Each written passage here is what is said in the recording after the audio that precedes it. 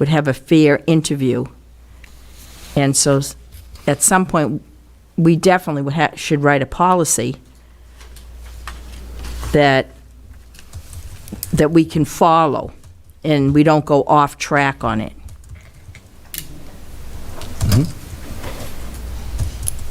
Okay. Thank you.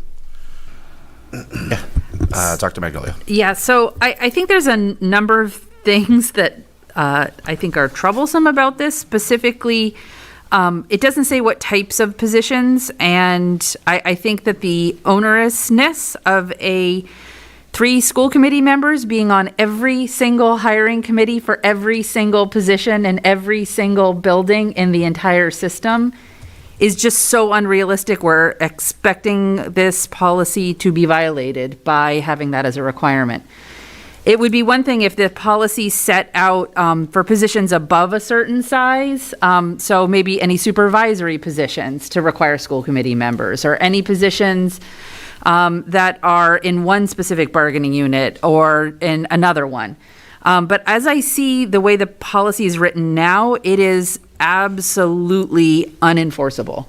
So I think that given the nebulousness with which it was written with regards to what types of positions we're talking about here, I think that I would, as a member of this policy committee, recommend that we kind of go back to the drawing board with it, clarify a lot of things. And I think to Donna's point, the courtesy of an interview when someone meets job qualifications is very different than the courtesy of an interview when someone doesn't meet basic job qualifications. And perhaps the policy needs to spell out. I know, because I've been on many hiring committees at the college, that a lot of times folks will apply for jobs for which they don't meet even the basic minimums.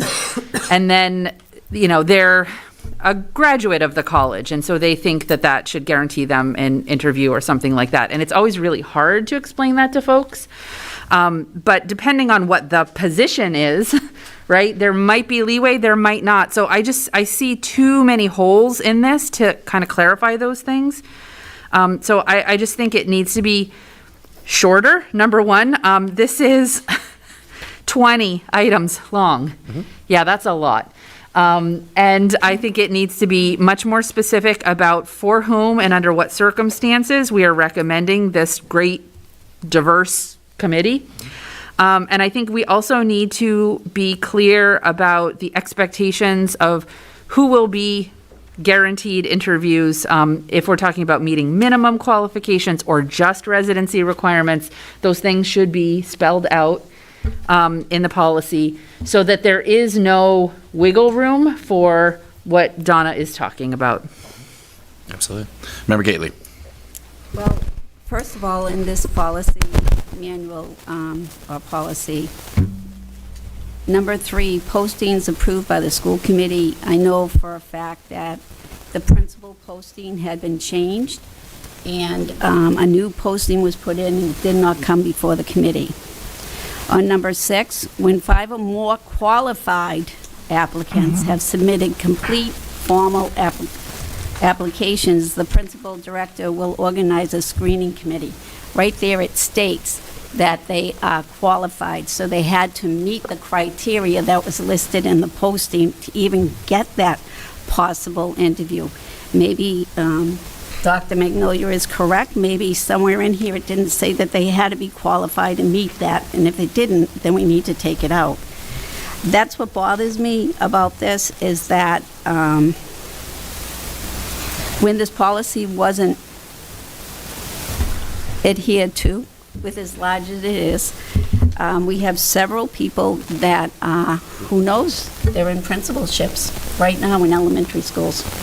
And there are people that were qualified that applied for jobs that didn't get put in because they changed the posting. So it's all messed up to me. So that's why this is so important to get this right, to make sure we include Lynn people, to make sure that Lynn teachers that are working their butts off and getting their master's degree and following all the things, all the steps that they had been told by previous administrations, this is what you need to be able to move ahead.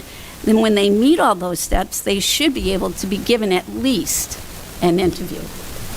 So I really think we need to keep those things. We need to keep that in mind, that we're dealing with a loving, hardworking community of teachers that are working hard, and they're looking to move up so they can take care of whole buildings, take care of other tasks, and that's how I feel about this. It needs to keep some of this stuff, or most of it.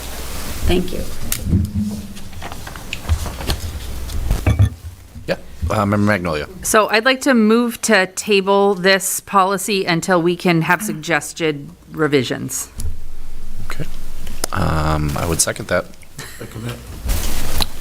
Roll call. Member Dugan? Yes. Member Magnolia? Yes. Okay. So with that being the only thing on the agenda, I guess we would need I'd like to move to adjourn. second. Roll call. Member Dugan? Yes. Member Magnolia? Yes.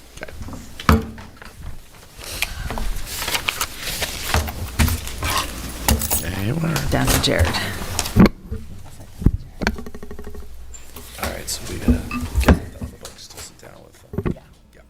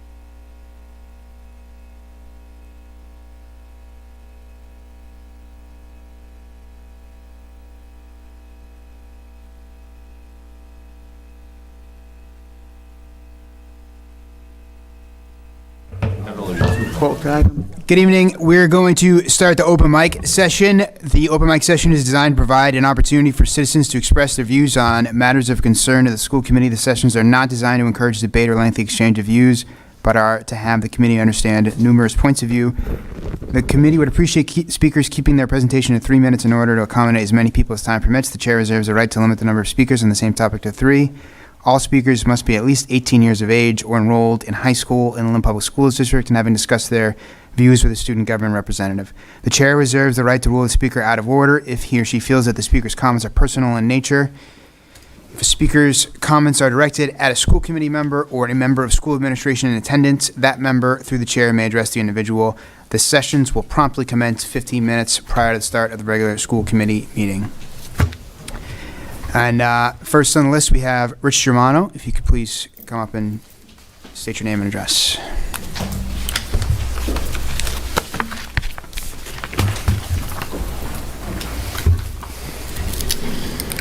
Hello. Hello, good evening. My name's Rich Germano. I'm president for Local 1736. I represent clerical, cafeteria, custodial, maintenance. There is a job that is on the agenda tonight for benefits, which was done for our clerks from, I've been here from 1998 till current, and I believe our clerks could handle it. The job has grown. I was never made aware of this till recently, that these jobs were going to be changed and taken out of our union, so it was never bargained with me, any of this. In all due fairness, I asked for some time to at least try to straighten this out. There's still a lot to it we don't know about. I would ask to give me a short period of time to try to settle this with the school committee and department. That's all. Thank you. Thank you, Rich. Thank you. Any other, anyone else wishing to speak at open mic? Anyone wishing to speak at open mic? One more call for open mic. We will close open mic, and the meeting starts at 7 p.m. Thank you.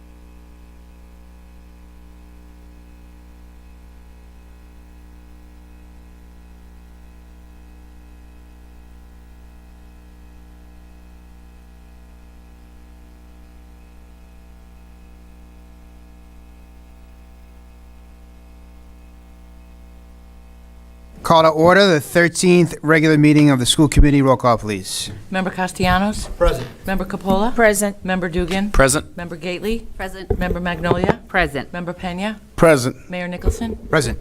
Could all please rise for a salute to the flag and remain standing for a moment of silence. Please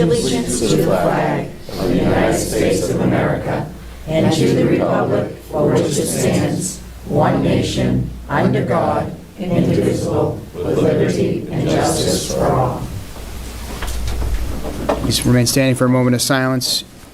Memory of David Hegan, Transportation Manager, passed away August 1st, 2022.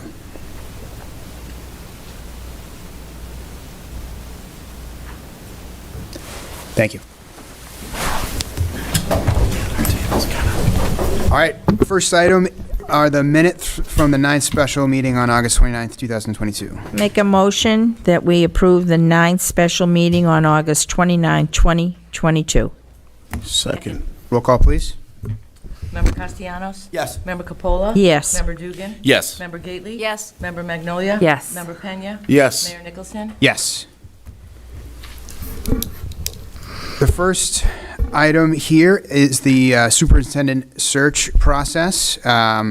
We were expecting to be joined by Mr. Kuchar, so we will, I'm sure, following up with them. Well, we can start the discussion. We sent out a timeline to the school committee just to give everybody a sense of what we were hoping to accomplish in the fall. I mean, one of the fortunate aspects of the situation we're in is that we have some time to find the next superintendent, thanks to the timing of the transition and the position we were in with Superintendent Ruggiero to step in. So we have this year, and we think to best use that to advantage getting started with the logistics of getting the posting out and empowering MASC to do the focus groups and listening sessions that we think are going to inform the process while the posting is out and available and candidates are applying, because there's not so much for us to do in that search phase while we're waiting, because we got to give the posting time to be out there to get the candidates. So that is the goal there. And then to give us the ability to wrap up the search, and this is per Glenn's Kuchar's recommendation, so that if we're not satisfied at the end of this search timeline that we've let out, we have more time in the spring to rectify that. But even still, we get out ahead of the market to let everyone know what we are looking for. So we distributed that timeline. We sent a draft posting to the school committee on August 30th and had asked for folks to share any feedback. We sent a red line, track changes to the previous posting so people could see the changes we made. Broadly using the previous posting as a foundation, but bringing in some additional information, particularly the referring specifically to the vision and values that we've established, and also looking at other postings from other districts. And so that my team worked on that, and they worked with Mr. Kuchar from MASC, and we have had the opportunity to have some questions and discussion with some of the members. So appreciate all those folks for those conversations. And then we are hoping to be able to settle on a posting so that we can post that, and then move forward with that aspect of the process. So wanted to open it up to the committee. Any questions? Member Magnolia.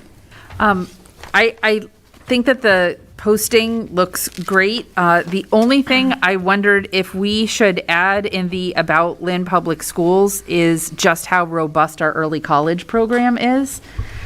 Just one line about that, especially because the fact that our Frederick Douglass Early College High School is the only one in the state of Massachusetts operating on a college campus means that we're, of course, not going to have a candidate who has experience in that. But understanding the scope of the early college program as it operates in Lynn is, I think, important for somebody to know out of the gate. Yeah, I think that's a great point. Member Castellanos. Thank you, Mayor Nicholson, for providing that on 8:30. It was helpful to kind of have everything back in front of us from the last experience when we were looking for Dr. Tutwiler. It's very helpful to have it laid out the way your team have laid it out in front of us. I have a twofold question around the procedures and the process around the participants. I know the school committee around the week of November, like that, towards the end, will have our chance to, I guess, weigh in on the top two. Is that how it would be, or would it be a recommendation of this specific committee to move forward with the candidate? No, it would be the finalists, and typically it's more than two. It would be 3 to 5, I think. 4 or 5, We ended up with 2 last time because finalists dropped out. I mean, I think that's why you target 3 to 5, because that happens. But that's how that would work. And of course, the reasoning for that is that the full committee can't do the screening, or traditionally does not do the screening, and if we have more than 2 members on the search committee, then it's triggers certain requirements that we have decided to set up a process where we could do a screening committee by this search committee. A lot of applicants, we would, I think, lose out on applicants if people had to go straight to the public forum of the school committee. And so the search committee is in place to screen those, but fully expecting the decision itself to come from the school committee. So to send a certain number of finalists so that the school committee has that final decision.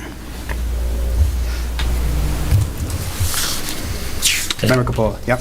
I'm just wondering why it was reduced to 12 years for experience, school administration and teaching. It was 15 before, so I'm just wondering what the specific reason might have been for that.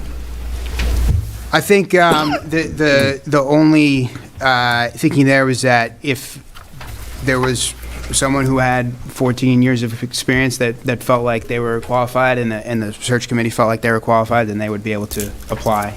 That was the thinking. Okay, now, should there be a minimum of so many years of administrative? I mean, if somebody is, 11 years in teaching and 1 year in an administrative job, should there be more than 1 year? I mean, somebody could come before us with that. Right. I think we can certainly consider it. I think generally that a person with only 1 year of administrative experience would be unlikely to reach us, given what we're looking for. Obviously, someone who meets all the minimum qualifications, not necessarily someone that's going to become a finalist. But if I don't know what the right number is. I think that's the trade-off of using those cutoffs. But if we felt like there was the right number in terms of years of administrative experience, I think we could add that. Yeah, Member Castellanos. The piece about, I think it's in between September 19th and October 7th in the timeline. The focus groups that are going to be conducted in Lynn with stakeholders. Are members of the school committee who are not on this committee able to join those focus groups? Is my first question. Second question is, how are we going to develop the criteria to be in this process, or what are the focus groups going to look like in terms of stakeholders and who we reach out to be part of that process? Yeah, so there's going to be, I believe, both focus groups and listening sessions that are like open to the public. And so I think definitely the listening sessions the school committee could go to. The focus groups will be with identified stakeholders, and I think part of the thinking there is you might get folks that are more willing to share the kind of feedback we're looking to get if depending on who's in the room. If you want to give the sort of frontline employees a chance to share what they're looking for in a non-public setting, essentially, maybe parents. So I think that will be I think that's the goal there, and MASC will be working with us to establish those, and so I'm sure that MASC will be very open to feedback about particular focus groups that we'd like them to schedule. And that's how we did it last time, if you recall, and MASC led those, yeah. Member Capola. I'm still confused on focus groups. The last time it was after the finalists were chosen, then there were focus groups that came in and interviewed the finalists, and we had them a number of nights.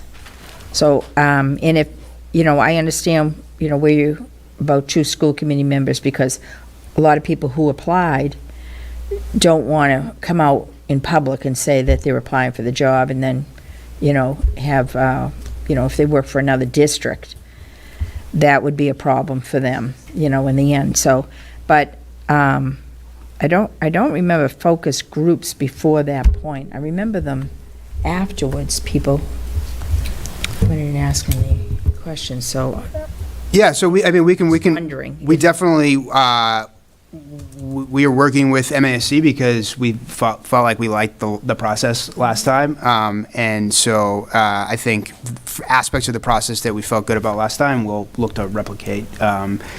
So yeah, that's part of the goal of this update, is to get people's feedback on the timeline here. So that sounds good. Doesn't quite answer my question. I don't know, what are those focus groups? I mean, are they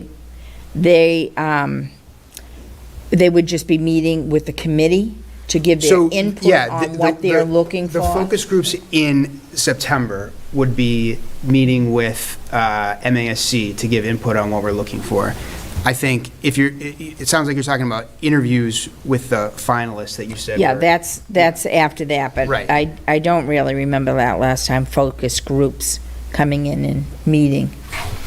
So I the don't focus remember. groups conducted with Lynn with stakeholders? Yeah, yes. Yeah, so those are prior to having identified Right. the candidates? Yes. Yeah. But I don't remember that Okay. part of it. So if that's new, that's fine. I mean, I remember seeing exciting to have the it. surveys. I believe that we had done like listening sessions, so maybe it's just a nomenclature thing. But, Okay, yeah. Yeah, Member Castellanos. Could you kind of walk me through what orientation is going to look like for the committee members? I know we're looking for interview preparation, and what are we going to do to just get those folks who haven't been part of something like this prepared? Yeah. No, it's a great question. I think obviously we want to lay some ground rules about confidentiality and sort of the legal requirements to make sure we do everything we want to accomplish from a compliance perspective. I would imagine that Glenn, I mean, you've all met Glenn. He has a lot of tips. So I imagine he would have some do's and don'ts and some advice, and make sure that people are feeling comfortable and have the opportunity to have their questions answered. It's a fairly significant time commitment. So we certainly want folks to feel like they're prepared. Thank you. Mm-hmm. Member Gately. Under qualifications, I see license as a superintendent or eligible for licensure. I don't think that eligibility for licensure should be there. They should have it. If they're applying, they should have it. Mm-hmm. Yeah, I think the thinking there was that if you had a qualified candidate from another jurisdiction, then they would be able to get their license even though they didn't have it. Or like from another state. Correct, yeah. I don't know about that. And part of the thinking there, just to explain, is that we are looking to try to cultivate a really diverse candidate pool, and diversity on a lot of different dimensions, racial diversity, linguistic diversity, diversity of experience, and there's a limited number of applicants, they're qualified people within the Commonwealth of Massachusetts, and they're very well maybe people that would be, great, that are from other states that would be able to get the license. There's a process that they have to go through with the state to get the licenses, I'm sure you know. But then, yeah, they would be able to qualify to apply in that sense. That's one of the things that I'm looking at this, and I'm thinking we are limiting ourselves. The other thing is... Sorry, in what, you were limiting ourselves in what sense, sorry? For applicants. There's only a specific people or applicants that apply that meet this requirement, all these requirements. The licensure? No, for licensure and for this posting. In what sense is it limiting? We broadened the applicant pool by saying that you either need to be licensed or eligible for a license. Okay. No, I mean, all of these requirements that you're putting in. All these things that you cut from the previous and put in the new ones. I just wonder if there are such people, or is this tailor-made to a certain person? I'm going to move on. The next point under qualification is master's degree required or doctorate preferred. I think everybody in the state of Massachusetts that has taught for 5 years has a master's degree. Isn't that still the requirement? So shouldn't it be doctorate preferred? Don't we want a doctor to be in charge of our school department? Right, yeah, it says doctorate preferred there. But it also says master's required. Why? It previously said advanced degree required, and I think we thought that was somewhat ambiguous, but, I mean... And I think... So are you saying that we should take out the master's degree required and just leave the doctorate preferred? Or just say doctorate required. Well, so that would be different than what we're saying. We're saying doctorate preferred, but I see Mr. Kuchar is here as well. We just good. want to say hello to the committee. Yeah. Come on in, Glenn. Perfect timing, Jay. Come on in. You can, Come right up to the table. yeah. Come right up to the table, Clay. Come up to the hot seat. Looking for a chair. No. He's gonna. No, we need you Kuchar, to you speak. Yeah, you can sit right here. I'll wait until you call me. No, we're calling yeah, you. yeah. You're tardy for school. A little late. We've been waiting. Welcome. Yeah. So, remember, Gailey, you were saying you were asking whether it should be doctorate preferred or required. Yeah, Yeah, doctorate required, actually.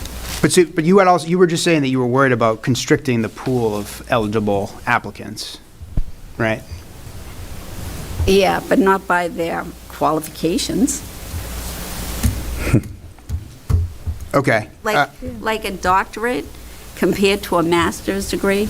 Everyone in the state of Massachusetts, after 5 years of teaching, has a master's degree. It's a mess. Yeah, I mean, I think the previous posting had doctorate preferred. We've had this discussion on the committee for other postings. I think that if we're looking to create as broad a pool as we can, I think the preferred is the way to go. And then if we, not to say that the doctorate is not valuable, but we can evaluate that in the interview and decision-making process in terms of looking for the doctorate. But I also agree in qualifications with Member Capola that it should be 15 years. I think we should have 15 there.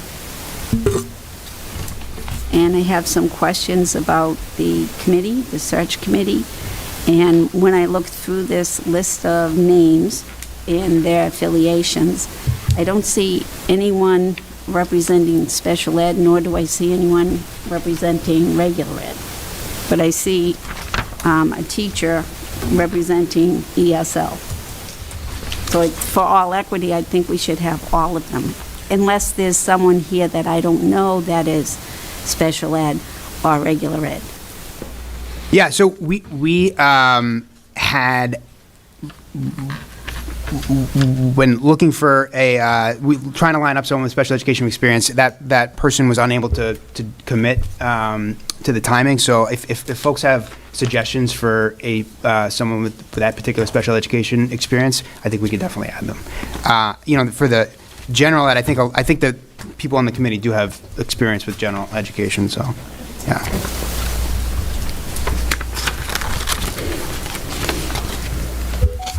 So, Yeah, Member Castellanos. Yep. so we're gonna increase it to the committee itself to 13 now, because we're gonna leave one for special ed. We're gonna try to get someone in. Yeah. So, I like that. yeah, Good idea. yeah.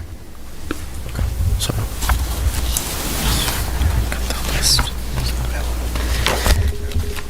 Member Capola. I'm just wondering, because there was one part here which I think is really important, preferred fluency in Spanish, but does that also limit us? If we have candidates out there and they don't speak, we haven't had a superintendent in the past, even in the recent past, that were fluent in Spanish, but are we limiting ourselves by doing that? And I don't remember exactly why, but if you remember last time when we were putting that, the superintendent job posting together, John made a statement about not using a specific, it's like using a second language, Yeah, no, And I understand the reason for Spanish. I'm just bringing that point up because it wasn't that long ago that we did the last application. I'm thinking 4 years ago. And, John isn't here, but just wondering. I don't remember the legal reason he felt as though it shouldn't be specific like that. But, to Lorraine's point, that kind of limits us again. If people pick it up and say, well, I don't have it. I have everything else and, urban and whatever. And I don't have that one piece. Like, in other words, we've added that in and, of course, it would be, there's another part here that we have a, forget where it is. It's hard to read this thing when it's all, when the lines are all out of it too. I think it may have been, a multicultural, diverse person. That's great, because I think that's what would be really good, but are we limiting people on that too? It's just a concern I have. Yeah. We hear all the time from the Mass School Association, there aren't a lot of people out here that want this job. So if you're putting things in that are specific to certain people, then where do we go from that? yeah. Are we really limited? Right. I'm going to just respond to that, and then I have Member Pena and then Member Magnolia. So I think that the way it's worded is that it's a preference, right? It's preferred. So I think that pretty clearly communicates to candidates that do not speak Spanish. They're not. There's not a bar in them, and they could very well be the right person. But it also communicates what I think I have as the chair of the school committee, which is a preference. Right. So, I do think that the reality on the ground of the district has changed, and that it would be preferable and valuable. And I don't think it precludes other qualified candidates from applying. And it may not work out that way, because we're going to take the most qualified candidate we can get, I think. But that was the thinking there. And I had Member Pena, then Member Magnolia. Yeah, I was just going to say, I totally like the preference. It's the need of the district, but I don't think that's going to defer anybody from, applying, because it's clear what the qualifications are, but I don't think that, having a preference in the language is going to defer anybody from applying or anything. It has nothing to do with the qualifications, but I like that. Me personally, I like that. I think it's a need that this district needs, that direction that we need to head into, you know? And I agree with that. I mean, I'm not saying that, but here's the part that I was saying, strongly encourages applicants from multilingual candidates and candidates of color. So we're really putting something out there that's, I see. And so if we do it early and we have no response or a weak response and we can't come up with somebody, then we're going to be going into, another set of this. Right. Come Yeah, spring. I mean, That's my only concern, is like, Yeah. and we hear it all the time from the Mass School Association. Mhm. You're not going to have a big, pool of people. So if we don't have a big pool of people, what happens to us? Yeah. So I know I have Member Magnolia next, but I just want to respond to that. I think that it's, again, encouraging, the other sentence you mentioned is encouraging people to apply. Encourage. Right. Can we use encourage rather than preferred? I think that I'm communicating that I have a preference for there to be Spanish language fluency. I don't think what the sentence you just pointed to, I don't think they're necessarily saying the same thing. In that sentence you mentioned at the top, we're encouraging candidates of color to apply, and I think the rationale there. And we worked with the city's diversity, equity, inclusion officer on that, who I think could add to this if we'd like. But the rationale there is that historically, institutions have not always created a welcoming environment for people of color, and communicating that right off the bat sends a really strong message. And it's not a message that other candidates shouldn't apply, but it's reaching out to those candidates who might feel marginalized, that we really want them to apply. And I think that's sort of it's doing different work than the preference about the person's skills that are in the skills section. So that was the thinking there. And I had Member Magnolia as well. Yeah, I just wanted to say a quick word about doctorates, which is that as somebody who holds a PhD, which is a doctorate of theory, and knowing that we will have candidates with EDDs, which are doctorates of praxis, to say master's required, doctorate preferred, I think is the perfect language, because we could have candidates with CAG, certificates of advanced graduate study, that would be equally as qualified. I mean, I can sit here and wax philosophical about magical realism, which I wrote 238 pages on. It's not going to help my work on the school committee. So the same thing is true for the next superintendent, right? You could have a candidate with a PhD who knows everything there is to know about a specific flatworm. That's not going to make them a better superintendent than somebody who maybe has a CAGS. So I think the wording right here is right on.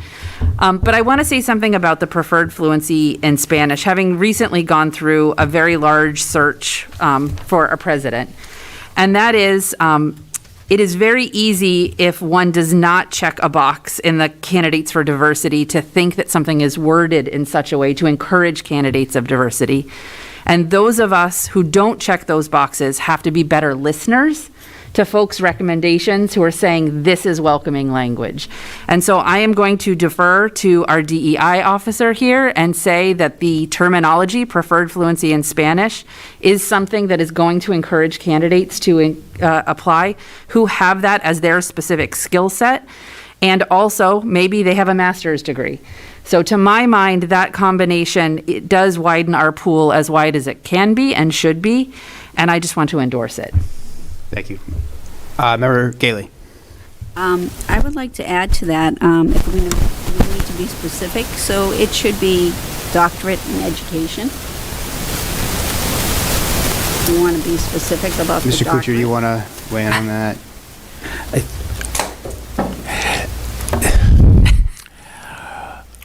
At the risk of offending everyone, the only thing more overrated than lobster is an EDD. It's an important credential, and I respect the people who have it, but I'm not sure that it makes a whole lot of difference. I think what you have here is sufficient to attract the people you're looking for.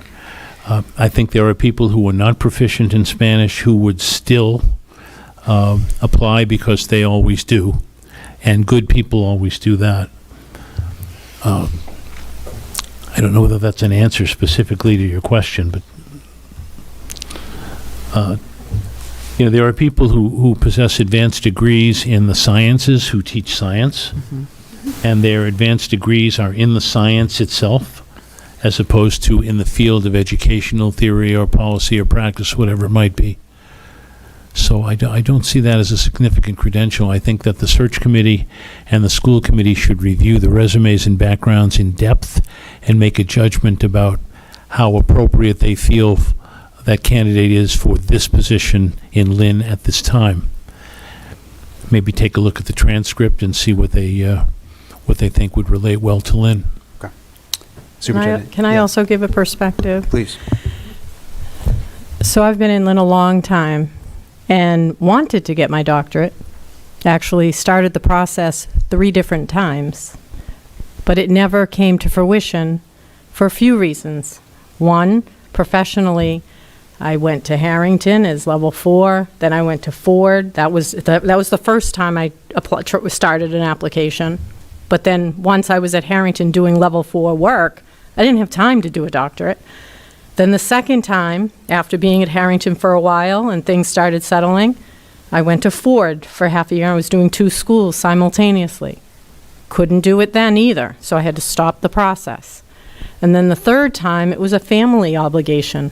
Financially, I was paying for college for my children, so I couldn't do it.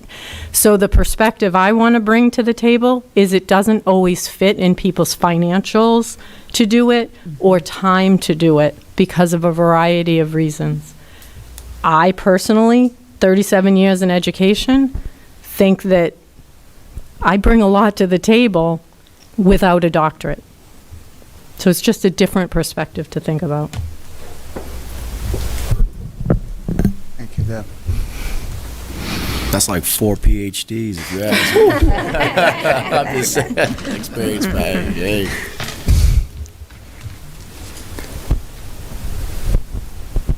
Member Pena? Yeah.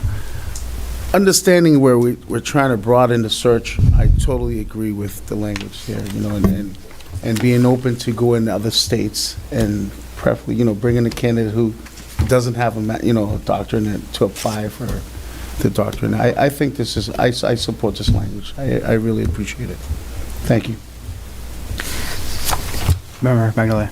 I would just like to hear from Mr. Kuchar about the process, since we skipped over that. Is that an appropriate time to ask him to talk about it? We started talking about the process a little bit, but did you want to say a few words, or could you please say a few words, Mr. Kuchar, about what we should expect for the process for the next couple months? Starting almost immediately, we will be working with whoever is designated to the search committee to get the search committee ready for their responsibilities. That will include an orientation, a briefing on the process itself, some guidance on how to look at application packages and how to look at resumes, some information on the importance of identifying diversity and equity and inclusion in the application process to make sure that a diverse pool of candidates is respectfully recruited. We will then, at the same time, be distributing electronically and making phone calls and doing other things to recruit the largest possible pool of candidates that we can find. I did share with the mayor's office the list of schools, organizations, and agencies that we deal with, particularly around the issues of diversity, in addition to the 1,300-person distribution list of candidates that will go out. The position will be immediately posted on our website. It will be on the Superintendent's Association website. We will distribute it to the National Alliance of Superintendent Searchers, who are the National School Boards Association superintendent searchers in the states, and also to the recently formed Coalition of State School Board Associations, which is sort of an alternate group to the National School Boards Association, where we all work together as superintendent searchers to share information. The applications will be coming to us. We will review them. All of the applications will be available to the search committee if they wish to review them. We will be recommending to the search committee the candidates whom we believe would be the most appropriate to interview. The search committee will be working on what I believe will be a very solid group of interview questions to provide a very diligent challenge to the candidates who want to be your superintendents. We'll be doing some preliminary reference checking in the meantime, and the search committee will begin the process of inviting candidates to interview. Then the search committee will recommend to the school committee those people who it believes are most appropriate to go to the next stage, which is a totally public stage. Once the recommendations of the search committee are presented to the school committee, everything that follows is public. So I expect that we'll be working with the mayor's office and the school department to create an opportunity for those finalists to meet with the community, to be interviewed by members of the community at whatever settings are appropriate, meet with the faculty, meet with community leaders, spend a day or two in Lynn, and then the school committee can do its deliberation and its additional referencing. There's no shortage of people in Lynn who will be eager to help you with your search, whether you want it or not. So we'll be advising the office of the mayor on protocols for dealing with those people who wish to provide additional help. Of course, this is a very big story in Lynn, so I expect the media will be on this and will be covering it regularly. Just so that you understand, we do not talk to the media unless you ask us to. We refer all calls to the chair of the search committee, would be the mayor. And I suspect there'll be some of them as well. If there are any specific questions about the process itself, I'll be happy to respond to them as best I can. Member Dugan, Member Bagnoli. So, Glenn, we've never met before. Eric Dugan, I'm new with you. Thank you for coming tonight. You mentioned reference checking. So would that be your organization? Does that come to the school committee, the search committee? Where does that? We do some of the preliminary reference checking. Remember, the candidates will be applying in confidence. Okay. So we really can't go to everybody we'd like to go to, because some of the candidates don't want their candidacy public until it's a finalist stage. Yeah. And then at a final stage, the school committee would So that would be on us do some site visits. Absolutely. Do some checking of their own if they wish. I did not mention that we would be scheduling meetings with the community prior to the candidates being selected, focus group discussions with the community. Several years ago, we did a bunch of them in Lynn. They were very instructive. We also put together some online surveys, which can easily be done in several languages, and gather those results and aggregate the results and present a focus group report to the search committee and to the school committee. Great. Thank you very much. Excellent. I will tell you that the online surveys tend to be 10 to 15 times larger than the focus groups. For whatever reason, and there are several that I could come up with, most adults are really busy during the day and don't want to go to another meeting at night. So the opportunity to do a virtual focus group in addition to a live focus group and completing online surveys can be attractive to some people. You have to do the live focus groups, particularly with the faculty and with the community, because people want an opportunity to come out and they want an opportunity to see themselves being heard, and we respect that. But we also find that we get 10 to 15 times as many responders online, and probably 3 or 4 more times by virtual communication. So we'll schedule a mix of them in collaboration with the mayor's office and have that feedback for you. I would also say this. You may be contacted by candidates or by people who wish to be the superintendent or know someone who would like to be the superintendent. Those communications are not inappropriate if you're encouraging them to apply. Candidates are especially candidates who are not from the metropolitan Boston area, are going to want to know, why is the position vacant?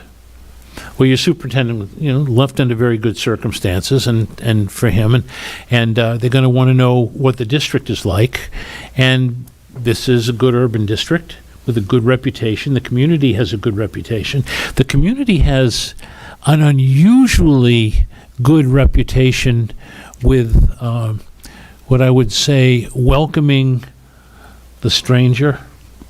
I think we picked this up in the last theory. There were people who, I think a lot of people came to Lynn originally from someplace else, and then the city has been a host to people who've migrated into Lynn, and people who've migrated in spoke very highly of the community. You don't always see that. So the community will be an encouraging one. They're going to want to know what the area is like, and culturally and economically and in a whole bunch of ways, except for real estate values. This is a terrific part of the country to be from, but most of us can't afford to buy our houses from ourselves, and that can be a challenge. They will also want to know what the school committee is like, and school committee's on television. They can watch you, and I think people will welcome that opportunity. They may ask some questions about, who am I competing with? And I think what you send to people with this brochure is that you're competing with a very large pool of diverse applicants. You're not competing with a small selection of people who have been selected, and the search is genuinely open. Yes. The brochure. Oh, excuse me. What I'm holding in my hand is a mock-up of what a brochure would look like for Lynn. It includes maybe there are some edits that you're still going to make, I don't know, but it includes the latest of what we had. And our graphic designer finished this morning. It will be distributed electronically. But yeah, sure. This is, if you want this, brought 20 of them. Well, here you go. Take these two. We produce these in-house, and most districts that do their recruiting electronically still like to have a handful. Remember, these are drafts, so please consider them as drafts. They like the opportunity to have something that they can distribute, maybe at the central office, or if some of you go to meetings. But what you'd see online would simply be a streaming of the 4 pages. And this will go out to a very wide body of candidates and people who know people who would be interested. This language should look very familiar to you because it's the language that you've forwarded to us. Mm-hmm. Your economic package is on the generous side, so I think you'll find that very encouraging to candidates. Yes. Oh, thank you. Member Magnolia. This is a super nitpicky question, but who is responsible for vetting either the finalist candidates or the candidates prior to being finalists licensure and academic credentials? Because these have been issues when you see some of the big high-profile superintendent stuff. So I just want to know. we tend to know who these people, who the candidates are. Okay. So in most cases, we certainly want to check the validity of the credentials. We want to make sure the candidates are who they are. Mm-hmm. That's the easy part.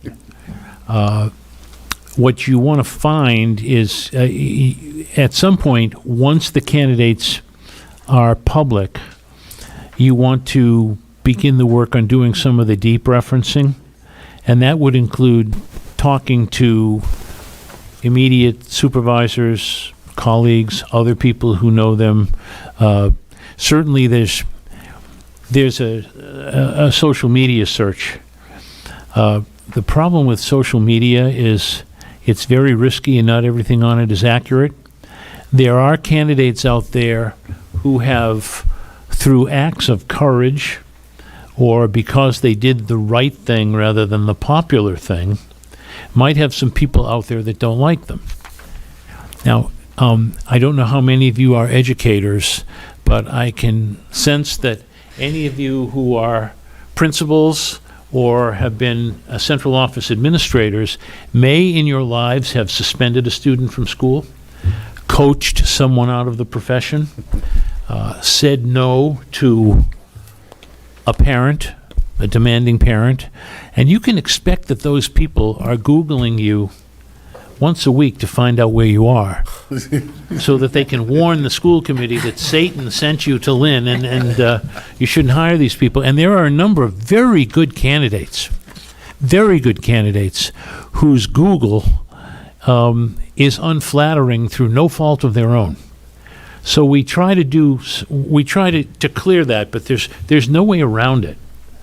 And unfortunately, it's all public, and while there are things that we can't ask and we can't report on, the media, for example, is unrestricted. They can look at anything. They can ask a candidate, how old are you? They can ask, we heard you've been arrested and convicted of something, and you can't always ask that question. They can ask family questions. They can ask other questions that just are inappropriate for employment interviews in the public sector. So we are very cautious about this, and we do worry that a candidate could emerge who's got some unfavorable and unflattering things in their background that could disqualify them.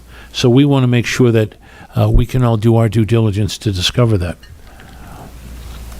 I mean, I'd be happy to speak in depth. If you wanted to call me, I could give you some of our stories that we've... That's quite all right. I was mostly thinking of people who said that their license was current or they were in process and actually weren't. There's been some high-profile superintendents where there's been a little bit of fibbing on degrees and things like that. So I just wanted to see whose job that was to check those Well, things. initially, that would be ours. Okay. To confirm that. Okay, thank you. I appreciate But it. ultimately, it would be a collaboration between us and the school committee as we work out the final vetting profiles. Any other questions for Magnolia? If this is the appropriate time, I'd like to move that we accept the posting for the superintendent position. Okay. I'd like to second that. I'll second. Any other debate? Roll call? Member Castellanos? Yes. Member Capola? Yes. Member Dugan? Yes. Member Gately? Yes. Member Magnolia? Yes. Member Pena? Yes. Mayor Nicholson? Yes. Thank you, Mr. Kuchar. Thank you. Thank you. We will be in touch with your office almost immediately to start scheduling dates for the next steps. Terrific. Yep. We appreciate all your help. Thank you to all the committee for sharing the helpful comments and questions today and build up here, and for all the work we're going to do together. And I also just want to thank my team, particularly Dana Smith and Faustina Clavis, for your help with this. So thank you, everyone. Excited for this process. Okay.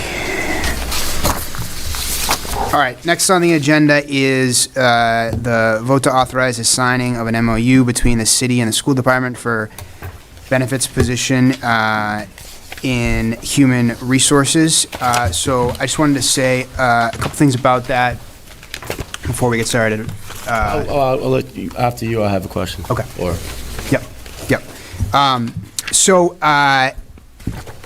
we are, before you, in your packet, there's a MOU, which is a contract between the city and the school department about a position that would be in the city, and it's an administrative position, and the rationale for it is that we believe that there is a gap systemically in our approach to administering benefits that's creating personnel issues that's been building up over several years, and it's really not a gap we see in the work of any individual or in the work of any group of individuals.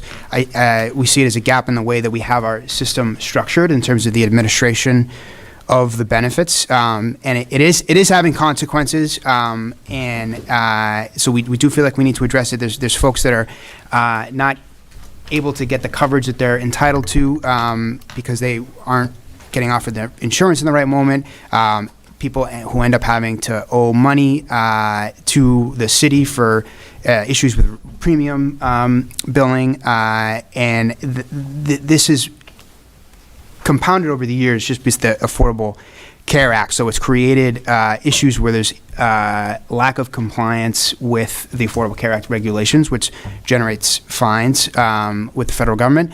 The city works very hard to address those fines and has successfully reduced, what could have been multi-million-dollar fines into a much lower number, but that is still an expense that the city is incurring. And so the city, the approach so far to try to manage this has been the city sort of doing audits on an occurring basis and monitoring, trying to sort of come up with a stopgap for the administration of the program, and it's just not sustainable. And so we think having a administrative position to address it would be advisable. We believe it's not taking away anyone's into work. It's not a reflection on anyone's work. We understand that there are questions there, and so we're trying to work to make that clear in the MOA. It's on the city side. I think it's might be helpful context to point out that the way Chapter 70 net school spending works, there's a lot of positions that are, or there is a number of positions that are on the city side that are devoted to school purposes and therefore paid for under Chapter 70. I mean, the insurance itself is administered by the city, and the portion of the insurance that's for the benefit of school employees is therefore charged that way. And a lot of other cities do this, have a position on the city side. Peabody, Lowell, Revere, I think, are some of the examples. So, we do think this is important, and we're particularly worried about the timing of it, given the wave of new hires that are coming up, with the sort of almost 300 employees that are enrolling in their benefits this month. So we believe it's time sensitive, but we understand that we want to get to a point where we address questions and concerns that have been raised. Member Castellanos. Thank you, Mayor Nicholson, for providing that overview and insight. I also want to thank President Germano from 1736 for tonight's open mic remarks. It was very insightful. I do agree that this is a time-sensitive position. I know we have we've identified a date that we need to really get someone in there to do this work. But I also believe that we need to also just make sure that we collaborate with folks who are going to be impacted by this. And I believe 1736, and I know everyone's working to clean this up and work together to get to this common ground. And I know we're in bargaining right now with 1736. We meet on Tuesday of next week. I do recommend we table this until we set up a special meeting for that Wednesday, just so folks could gather their footing to just go over some of the questions. I think there's membership too from 1736 that want to still weigh in on it. I think they do see the significance and importance of this position. I know there's been talks and conversations amongst leadership to get this done. I believe that we can get this done to find a resolution. I just would like to make the motion to table this until we could gather some time to make sure that we do this the correct way. And I just keep in mind, it is a time-sensitive decision. And I do apologize to the members. I do want to propose a special meeting for next week, but that would be my motion. Second. Roll call. Member Castellanos? Yes. Member Capola? Yes. Member Dugan? Yes. Member Gately? Yes. Member Magnolia? No. Member Pena? Yes. Mayor Nicholson? Yes. So then we'll meet at September 14th, Wednesday, September 14th, at 7:30. Yeah. City Hall. More room, huh? We do my office. Yep. If I can't make it, is that okay? Okay. Yeah. What was it? You said 6:30? 7:30. 7:30, you said? 7:30. Okay. 14th? Yep.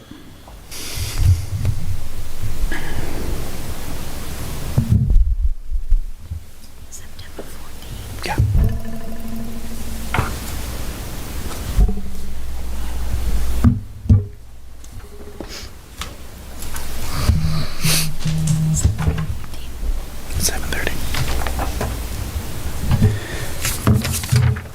All right. Next item on the agenda is the American Red Cross Facilities Agreement for Marshall Middle School. Superintendent? I met with Rich Downey from the fire department to talk about emergency shelter, if should there be an emergency in the city. My understanding is that both Marshall and Classical were voted on as emergency shelters in the past, at past school committee meetings. He brought to me this facility use agreement with the Red Cross, asking me, I believe it's a fairly new document. It's not a document that I believe was done in the past. So I'm being asked to fill this out and sign it so that Red Cross can utilize those two buildings should there be an emergency. He assured me that they try very hard not to have to utilize the building unless there's like 30 or more people that are impacted by, it could be a large fire, it could be, a hurricane issue, things like that, things that they need a place for people to go. So I'm just looking for permission to complete this and sign it so that those buildings can be utilized as emergency response shelters. Questions, Member Capola? Just storage of supplies, is this it would be left there all the time, or just when they come in Yeah, on the use of the I asked the building? same question because we don't have a lot of space for supplies. And I actually used Marshall as an example. They would be looking at the gym and the cafeteria because it can be closed off from the rest of the school, and the supplies would be for only what is needed for while they're there. Okay. It would not be left for a long period of time. Okay. My only other question is, it got into the food service, so, if something happens on the weekend, what arrangements have we made with, our cafeteria? We would have to talk to, yeah, we typically call. them in? Okay. Yeah. I'd like to move that we approve this. I second that. Roll call, please. Member Castellanos? Yes. Member Capola? Yes. Member Dugan? Yes. Member Gately? Yes. Member Magnolia? Yes. Member Pena? Yes. Mayor Nicholson? Yes.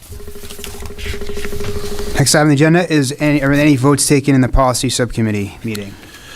So there was a vote for us to table the conversation so the committee could make appropriate adjustments to the. Okay. Yeah. Do we want to entertain a motion to take the agenda out of order to move up the section 9? So moved. So move, baby. Any second? Second? All in favor? Aye. Superintendent Ruggiero? Yes. So, as I said earlier, anyone who knows me knows I love inspirational sayings. They're everywhere in my life. So I'm going to start with that. When shifts and transitions in life shake you to the core, see that as a sign of greatness that's about to occur. It's a quote by Martha Beck, Growing Wings, The Power of Change. Transition is hard at times and can be messy.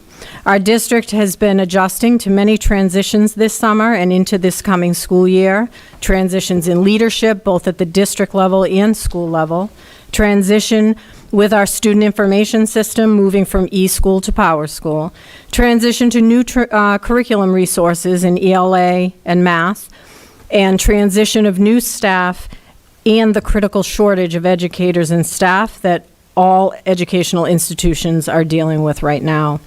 Transitions can also be a sign of new beginnings and an opportunity to strengthen our systems and get feedback on what works and what does not work. The theme of this 22-23 school year will be Juntos Logramos, Together We Achieve. Our school year began yesterday with excitement and ease, showing the incredible amount of preparation and work that our school leaders, teachers, and staff put into preparing for our opening of the new school year. Much of our launch will focus on helping students acclimate to returning to school and classroom routines while building strong relationships with their teachers and peers. We will also continue to set a rhythm of outreach and partnership with families, building on the success of those elements from past years. We have only just begun, but have started on the right pathway for a successful school year. Lynn Public Schools families received a welcome letter from me outlining the theme of our work with them this year and beyond. The theme, Juntos Logramos, Together We Achieve, is not a new path or direction. It's a message of teamwork in building strong relationships and a solid foundation of work together while continuing a thoughtful and strategic set of initiatives and activities aligned to our district strategic plan that are designed to meet our students' needs. With every new school year, there are successes and challenges. One of our challenges has been around the staffing of our open positions across our schools and departments. We continue to have openings that need to be filled, and our Human Resources Department, along with our school and district leaders, have been working all summer searching, interviewing, and hiring staff for their schools and departments. Our team continues to work diligently to find avenues to recruit staff to fill these positions. To date, we have 4 clerical positions, 3 nursing positions, 43 classroom positions, and 69 specialist positions, and I've laid out in detail what those positions are, still to staff. We are thinking creatively in our recruitment efforts, tapping into local colleges and universities, some of our retired educators, as well as incentivizing placement of our current non-classroom staff to ensure that our classroom positions are safely covered. Another challenge has been our transition from eSchool to PowerSchool as our new student information system. Thank you to the data center who has been working countless hours with the PowerSchool consultants all summer for this transition. Unfortunately, this process delayed the typical communication strategies that schools use to share information to families, as well as delayed the schools in getting their students' schedules finalized and our online platforms ready for use for the opening of school. A special thank you to the many staff who stepped up and continue to step up, working overtime to get the correct information into the system, to have schedules and online systems ready for our students to access. As we move onward this year will be all about strengthening our foundation. We will take what we have been working on together to create the bedrock that can be built upon into the future. We learn from each other, and our best work is created when we work together. Together, we continue to challenge ourselves without judgment. To meet our students' needs, we need to push our thinking around our equity work and push ourselves to identify what systems are preventing our district from offering equitable experiences for all. We commit to our English learners by utilizing our strategies for English Learner PD. We continue to come into awareness about how equity lives in our work and our lives through our Hope and Healing PD, and we more and more of us explore blended learning model, while some even move on to become distinguished mentors.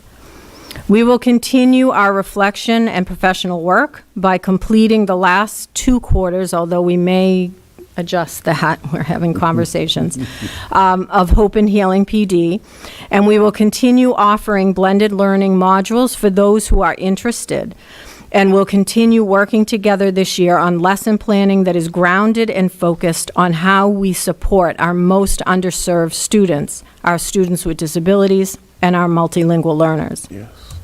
One success to note during this school year, this opening, is the excitement of the opening of the first ever early college high school at North Shore Community College.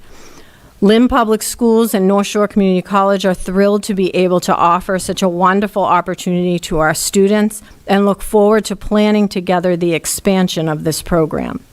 Lynn Public Schools was also awarded the 21st Century Grant for 3 programs in our schools.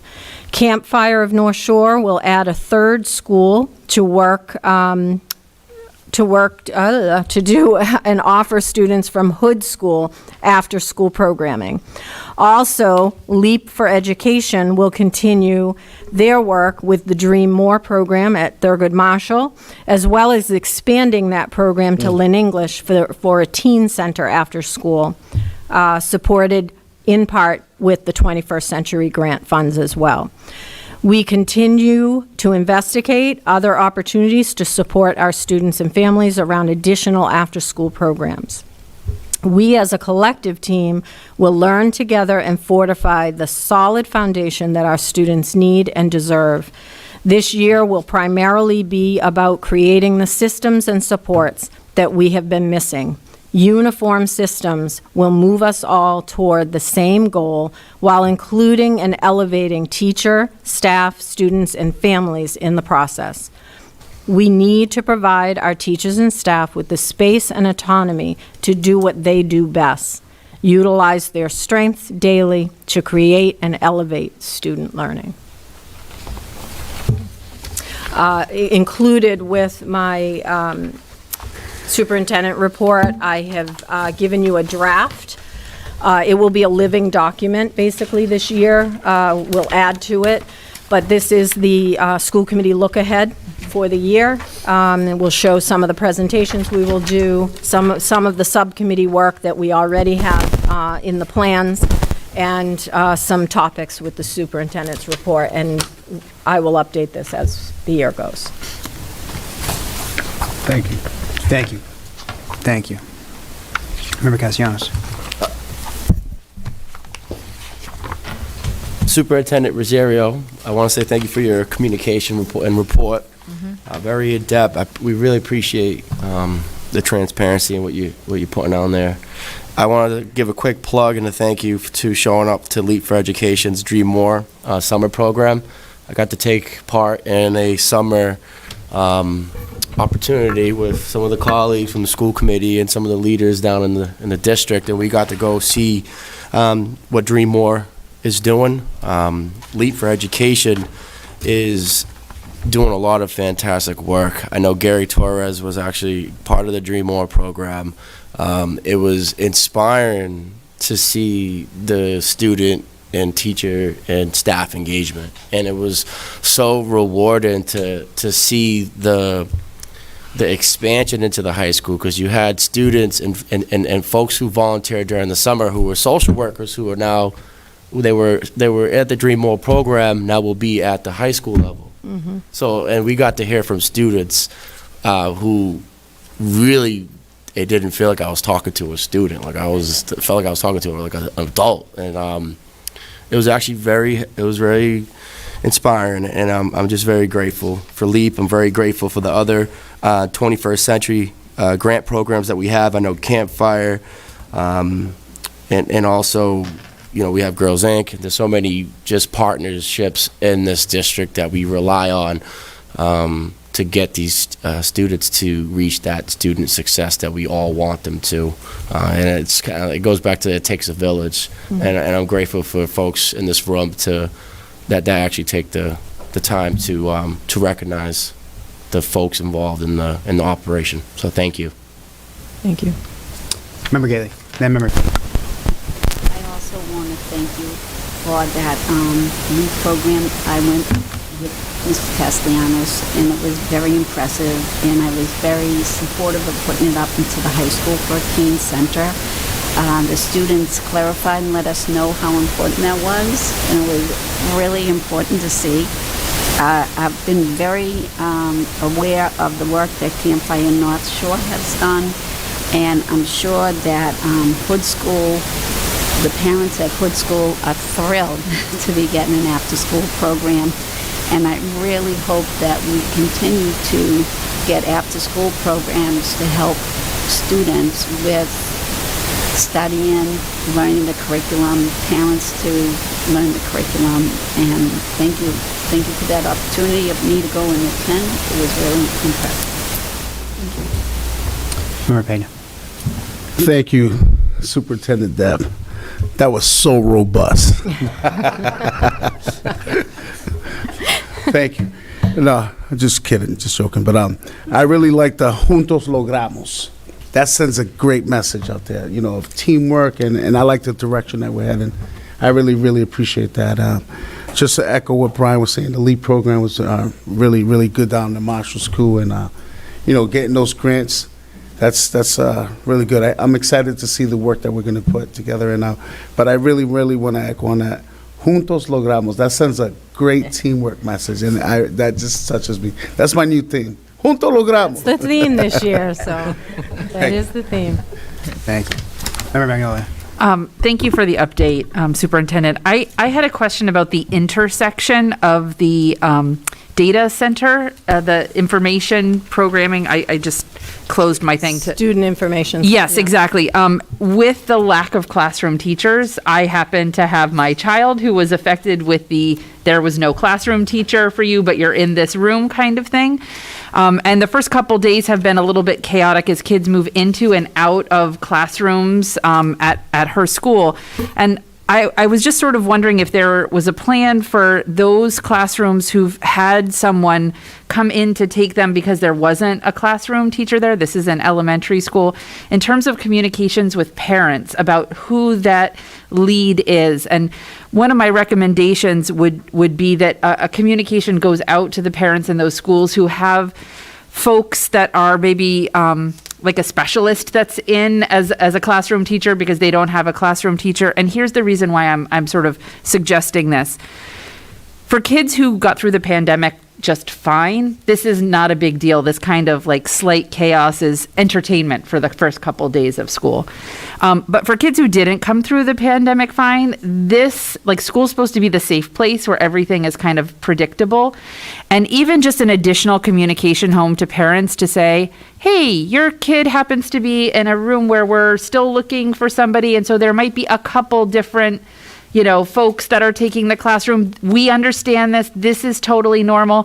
I think the social and emotional part that, you were talking about with the PD, I just like to see us extend it out to families to kind of reassure them that there are people in charge of this. Just because we're in a moment of transition doesn't mean we don't know that we're in a moment of transition.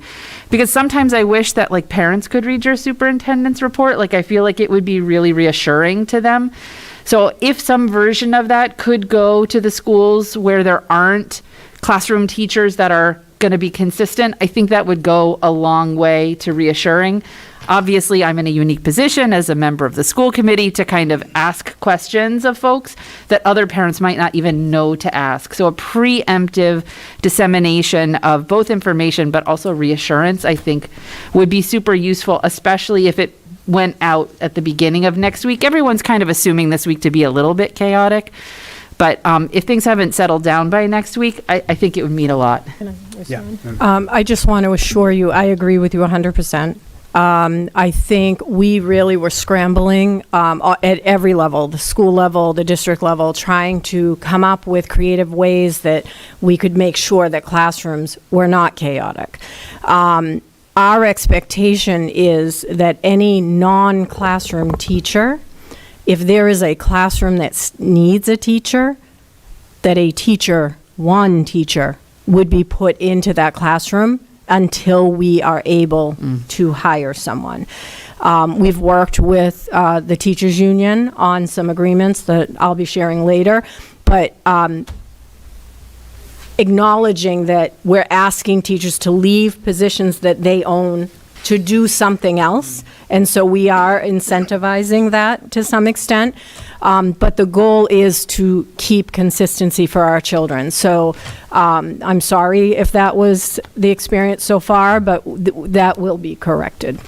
Yeah, and I think sometimes just parents knowing that this intersection of the data center and the teachers is likely why it felt a little bit more chaotic. Yeah. And I think it's easy for those of us with information to understand that. But, as a parent, I get the communication. So I listened to your voicemail. I read it. I got a text, every single way it could come. But when you have a specific kid in a class that's affected by that, particularly in the elementary grades, just a little bit more of a personal reassurance from the principal to say, your child is in a class and has one classroom teacher, but their classroom teacher might change throughout the course of this year. Just something small like that makes such a difference. And it really does help build community too, because of the principal reaching out to the parents. I will, thank you. Yeah, thank you. Member Gately. I just want to piggyback on Dr. Magnolia, and one thing that I would like you to look into, if you could possibly do that, is that we don't have custodians in some of our schools, and we need those custodians in our schools. I'm not sure if that's a definite, but if it is, it's very concerning, and I would like to have it on the next agenda. Thank you, Mayor. That's all I'm saying. Any other questions? All right, we're looking for a motion to go into executive session and then we'll have to state the reasons on the motion. Yeah. Motion to go to executive session, discuss strategies with respect to collective bargaining relative to nurses, local 3147A. Second. And Do all of them, I think. as well as the minutes. Oh, sorry. And the discussion is, and ratification of votes taken in executive, no, I'm sorry, that's, I missed it. I gotta put my glasses on. Second, put the glasses on.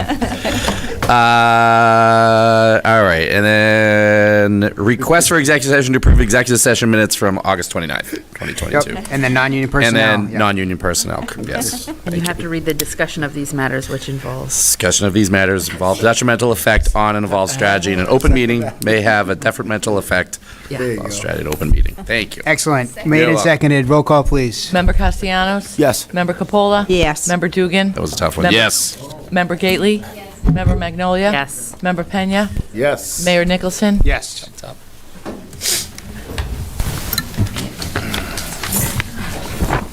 All right.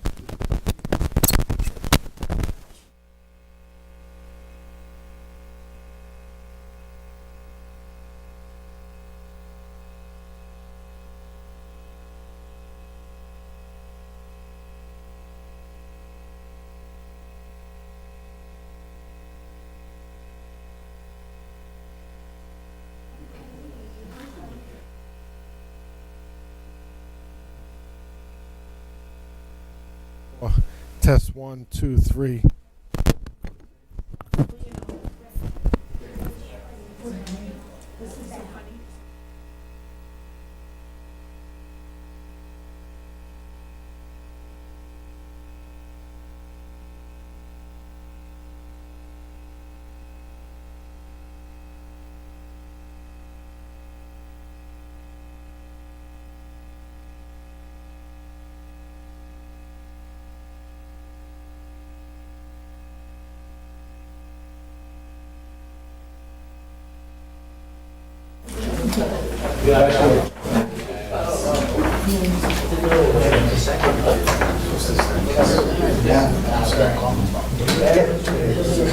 One, two, three, 4, 5, 6, 7, 8, 9, 10.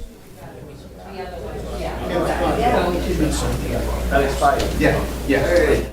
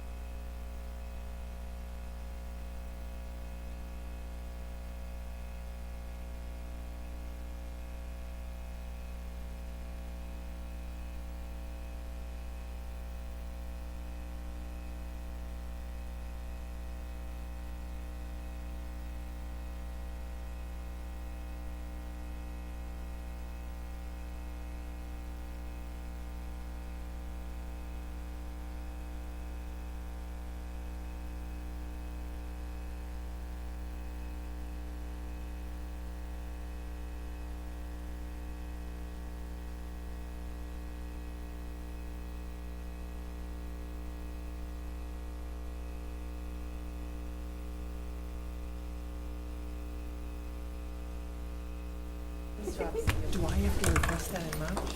Is that?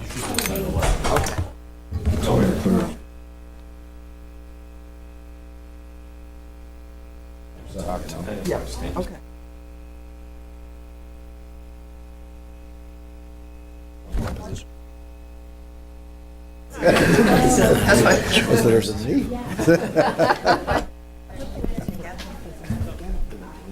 You want me to hold the wheels for you? This thing flies.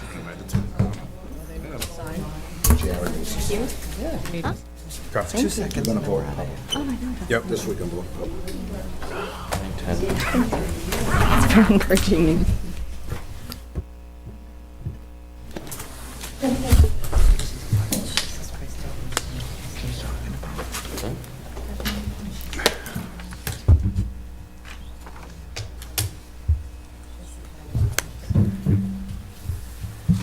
Jeez, I keep. Oh, you're the problem? I'm not sure what I don't know.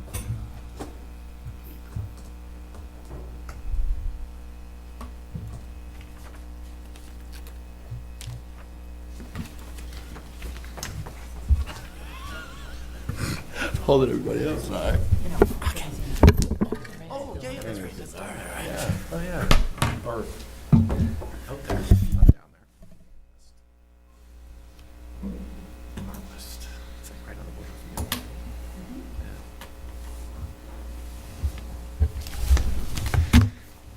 you. No information yet.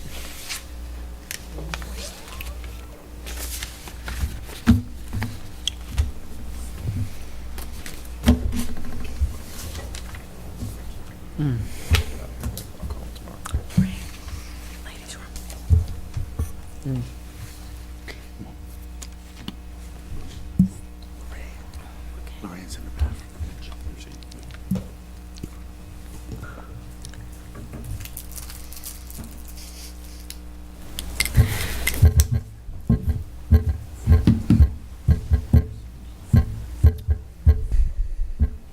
It's the start of the NFL.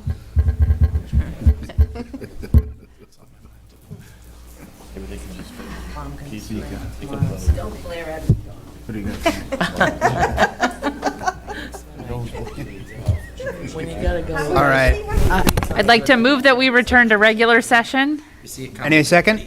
Second. Roll call, please. Member Castellanos? Yes. Member Capola? Yes. Member Dugan? Yes. Member Gately? Yes. Member Magnolia? Yes. Member Pena? Yes. Mayor Nicholson? Yes. Looking for a motion to approve the amendment to add professional development days for nurses local 3147A. So moved. Second? Roll call, please. Member Castellanos? Yes. Member Capola? Yes. Member Dugan? Yes. Member Gately? Yes. Member Magnolia? Yes. Member Pena? Yes. Mayor Nicholson? Yes. And I'm signing the second copy now. Oh, we gotta sign. It's not a lucky pen. Okay. It's called the Mr. Ratification pen.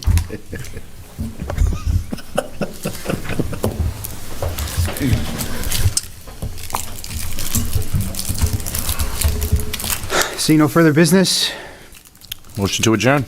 Second. Second. all in favor? Aye. Meeting adjourned. I'm gonna be the last one.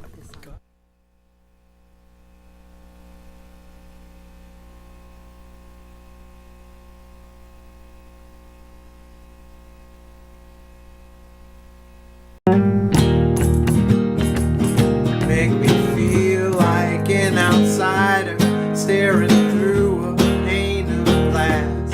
It's a constant reminder of the things we never had. You make me feel so all alone.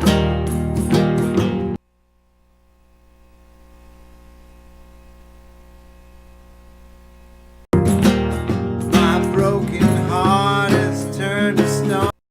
Look at me, I'm so alone. You make me feel so alone.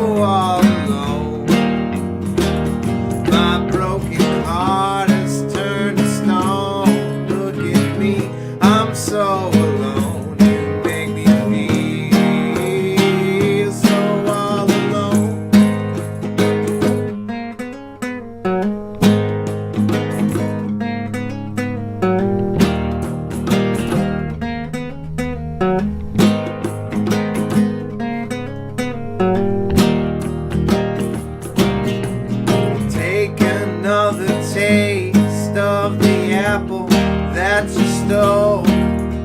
But wait, don't you waste all the happiness that grows. You make me feel so all alone.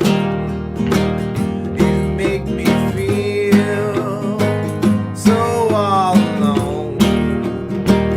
My broken heart has turned to stone. Look at me, I'm so alone. You make me feel so all alone.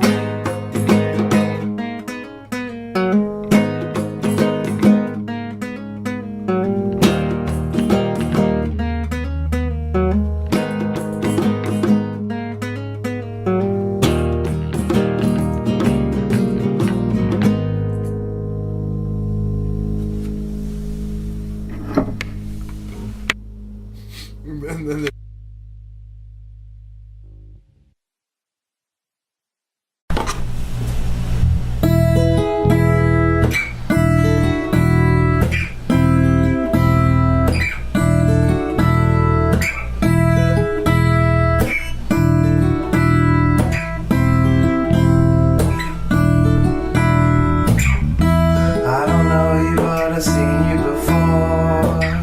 Saw your face walking through my door in a dream. Maybe deja vu. Does it seem that way to you? Tell me, baby, do you know me too? Don't say maybe, 'cause I think you do. Tell me, baby, do you know me too? Don't drive me crazy, I think it's true.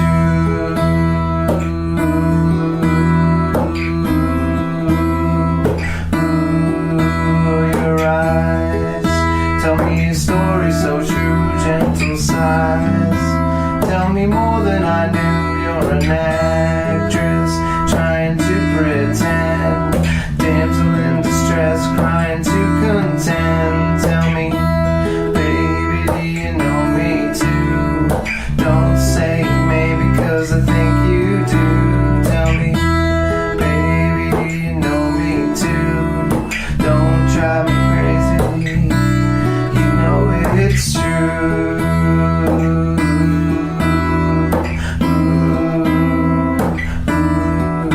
Do you remember out in the pale moonlight outside on a dark and cold December night in the park? The old trees swaying in the breeze, the birds and the bees, yeah, trying not to freeze. Tell me, baby, do you know me too? Don't say maybe, 'cause I think you do. Tell me, baby, do you know me too? Don't drive me crazy, I think it's true. Ooh, ooh, ooh.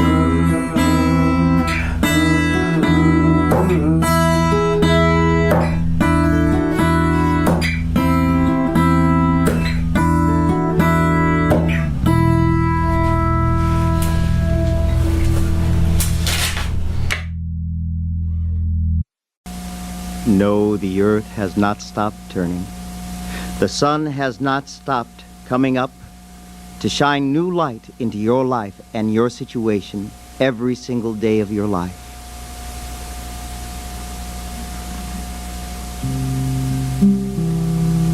The sky is still painted a faithful blue to prove to all men everywhere that God is true blue, faithful from one end of heaven to the other. He will fulfill his promises.